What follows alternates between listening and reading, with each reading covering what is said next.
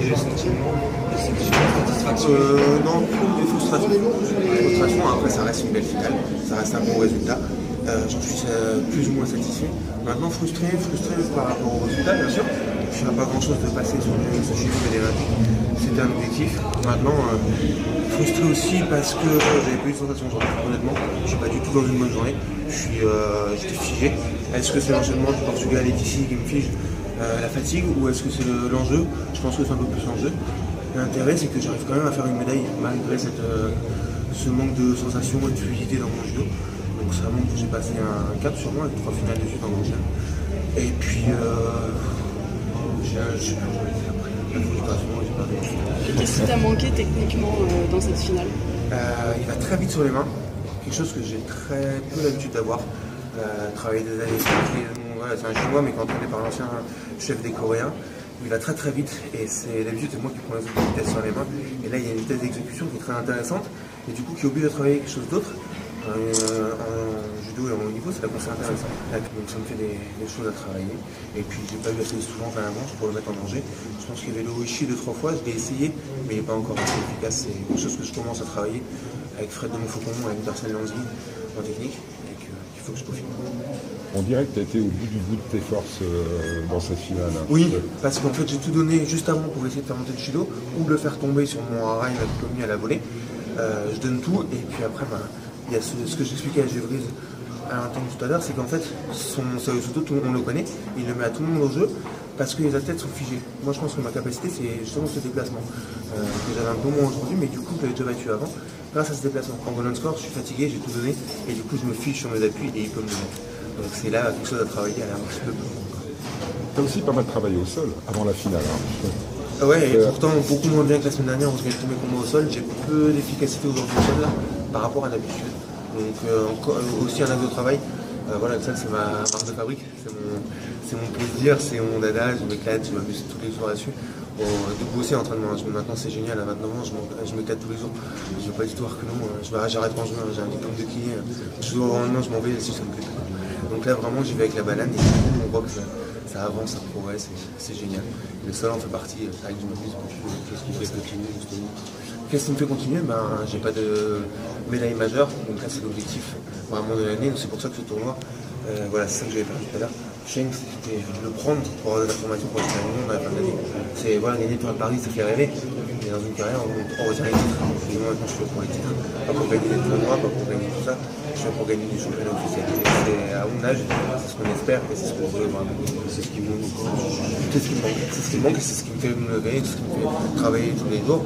Et voilà, un titre de champion d'Europe, une médaille européenne, une médaille mondiale, c'est quelque chose qui me manque. J'ai battu plein de champions du monde, plein de médailles olympiques, des champions olympiques. J'ai pas cette médaille. Moi je la veux. Et je travaille tous les jours pour ça et là je suis en train d'empiler les étapes pour y arriver. Si, l'objectif c'est 2020, je repars pour 4 ans. Je repars pour 4 ans avec l'objectif d'avoir un titre majeur dans ces 4 ans. L'objectif c'est Tokyo 2020 que j'ai en tête. Et j'ai la pression mentale, donc je peux y aller. Je pense que ça a rebâti les cartes là, ce tournoi de Paris. Pour la KT. L'enchaînement de tout ce que j'ai pu faire pour l'instant. On relance un petit peu la catégorie avec une belle concurrence avec David Gobert, avec Sandri Dier, avec Pietri qui arrive.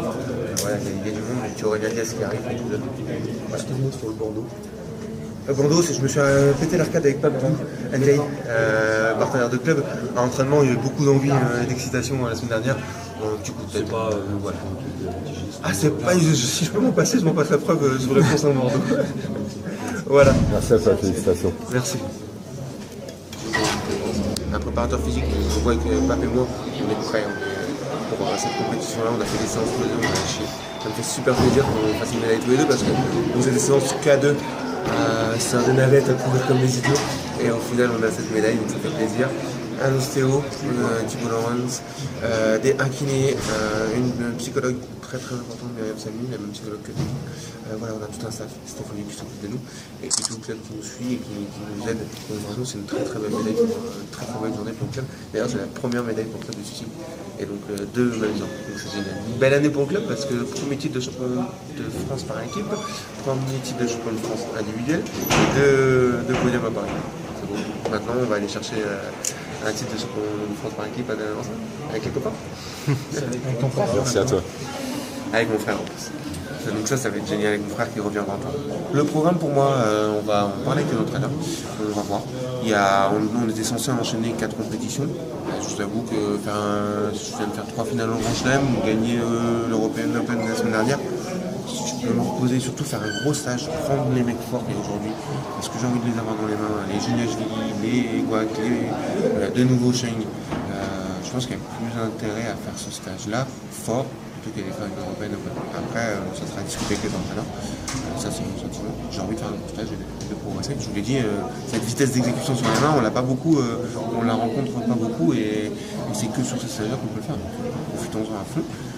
Ensuite, normalement, il y a du seul d'or. Et on part en stage au Brésil, on va préparer le championnat d'Europe. Je pense que j'ai mis un bon pied au championnat d'Europe. Et puis donc on va préparer le championnat d'Europe avec un objectif de ramener une belle médaille et un titre. Tu vas monter encore à la ranking list, ça monte. Ouais. Si je gagnais, je passais deuxième, donc là je vais être 3-4 parce que peut-être que la Michel va me passer devant. C'est intéressant, ça monte. Donc ça fait surtout de la régularité, 3 médailles en Grand Chelem, 3 finales en Grand Chelem. Ouais, ça me fait plaisir. Merci Axel. Merci à toi, Axel. Vas-y. On s'était vu à Tokyo. J'ai interviewé après une finale de Grand Chelem, donc elle fait quand même une saison impressionnante, on peut le dire, parce que 3 finales de Grand Chelem, la victoire la semaine dernière à l'European Open, c'est de la régularité, beaucoup de qualité. Quel regard tu portes sur les mois là, qui sont arrivés, tes résultats? Justement, cette régularité, cette constance qui me fait plaisir. Comme je dis aujourd'hui, même si j'ai pas de bonnes sensations, j'arrive à être constant, j'arrive à être précis. Je pense avoir pris une dimension au niveau physique, étoffé et technique, et surtout dans la tête, être beaucoup plus serein, beaucoup plus apaisé, qui me permet de faire moins d'erreurs. Voilà, je tombe qu'en finale. Du coup, ça fait la différence. Quand on tombe pas, on peut avancer et il faut faire tomber. Maintenant, j'arrive à faire tomber, j'arrive à conclure au sol. Voilà, je porte un regard encourageant qui me donne envie, ça m'excite pour la suite. J'ai envie de savoir ce que ça va donner pour les championnats officiels. C'est l'objectif vraiment, les championnats officiels. On en parlait tout à l'heure, on avait déjà discuté à Tokyo. Tu perds 2 fois contre Kukolj, donc à Abu Dhabi, à Tokyo. À Tokyo, la tactique, c'était justement de bouger quand la pièce est fixée. Il y a un instant où tu mets les 2 pieds sur la même ligne, il te fixe, il attaque. Là, le Chinois fait un peu la même chose. Est-ce que c'est un truc qu'il faut travailler, ça? C'est un truc qu'il faut travailler, bien sûr. Ça me fait perdre des finales de Grand Chelem. Ça peut me faire perdre des médailles mondiales, médailles européennes. Donc, bien sûr, toutes mes défaites, on en tire, c'est ce qui nous apporte le plus pour travailler, pour progresser. Donc là, il y a quelque chose à faire. Il y a quelque chose pour être mobile. En fait, je suis en train de m'adapter aussi. J'ai pris de la puissance, d'avoir de l'impact sur les mains. Et du coup, je me fixe un peu plus sur mes jambes. Alors qu'avant, j'étais que en mouvement, mais j'avais pas d'impact sur l'autre. Il va falloir que je cumule tout ça. Il va falloir que je fasse un petit mélange de tout ça. Et ça peut être très intéressant. Et ça demande adaptation. J'ai pris une maturité physique maintenant qui est différente. Et donc, du coup, je m'adapte à ça pour que mon jeu de mobilité puisse se mettre en place. Et on t'a trouvé quand même très en rythme aujourd'hui dans les combats. Là, au moins sur le début de la finale, on sentait vraiment que tu avais envie, que tu voulais être le premier. On l'a senti clairement, beaucoup plus qu'à Tokyo. Tu me disais que tu étais quand même assez fatigué. Là, tu parlais donc de ta préparation physique. Là, on sent que vraiment, au niveau de la prépa, ça a l'air de vraiment marcher. La preuve, comme je disais, avec Pape, on a fait les mêmes séances avec Mathias Ricard, notre préparateur physique. Vraiment, merci beaucoup Mathias, parce qu'il nous emmène loin dans nos retranchements. Il nous fait aller chercher loin au niveau cardio surtout, parce que Pape et moi, voilà, on est tous agresseurs. On doit aller chercher, on doit aller agresser l'autre pour pouvoir le faire plonger et exprimer notre judo. Donc il faut qu'on soit en rythme, il faut qu'on soit capable de bouger. Et donc ça c'est des grosses séances de combat physique. Et bien sûr de la muscu aussi pour s'étoffer. Il y a un gros travail là-dessus. Maintenant, les Golden Score, il y en aura toujours plus comme ça. Et ça, il faut être capable aussi de les tenir. Donc il y a des interrogations super intéressantes là. Être capable de mettre un rythme élevé dès le début pour faire tomber, parce que 4 minutes, il faut faire tomber. Mais en même temps, il faut être capable de tenir un combat Golden Score à 2, 3, 4, 5 minutes. Donc c'est des filières complètement différentes au niveau de la prépa physique qui sont intéressantes à travailler. Et justement, avec celle-là qu'on parle, le fait qu'il y ait probablement plus de Golden Score, on t'a vu aussi pendant la finale un peu de plainte des fois de la saisie du chinois. Qu'est-ce que tu penses de ces nouvelles règles et comment tu les vois?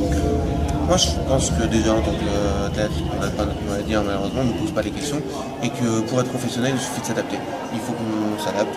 Voilà. Il y a des choses qu'on ne peut pas contrôler. Je me concentre sur, il y a déjà tellement de choses, on vient d'en parler, plein de thèmes de travail où je dois me concentrer pour progresser.